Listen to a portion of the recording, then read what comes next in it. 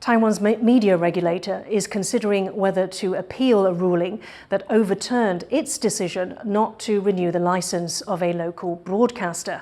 A Taipei court ruled in favor of CTiTV on Wednesday. It said the National Communications Commission incorrectly used a new set of rules in its decision in 2020. CTI is known for its critical coverage of Taiwan's ruling Democratic Progressive Party and China-friendly editorial stance. The NCC's refusal to renew its license led to the station's shutdown. It was criticized by opposition politicians who accused the government of interference. To find out more about the case of CTI News and what it says about Taiwan's media environment, Ed Moon spoke to Cedric Alviani, head of Reporters Without Borders East Asia Bureau in Taipei. Cedric, could you tell us a little bit about the case of CTI News and what it tells us about the media environment in Taiwan? The ruling does not question the relevancy of CTI's license rejection, and it does not request NCC to renew the license. It only requests them to review the application again. So the fact that NCC rejected the license of a TV channel that repeatedly violated journalism ethical principles cannot be, is not questioned. However, I have a comment.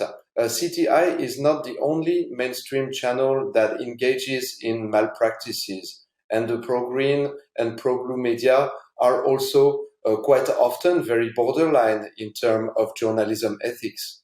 And we're now entering the presidential election campaign. It's a very critical time. Taiwan is at high risk of disinformation attacks, and it's very important that NCC would not only focus on pro-China media, but ensure that the same principles apply to all media, no matter their political orientation.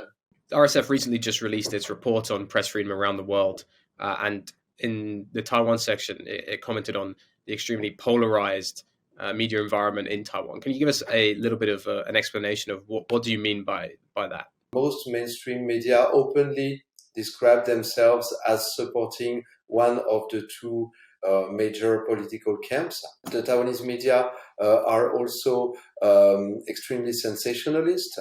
They make money through turning information into a circus. Taiwan is a mature democracy.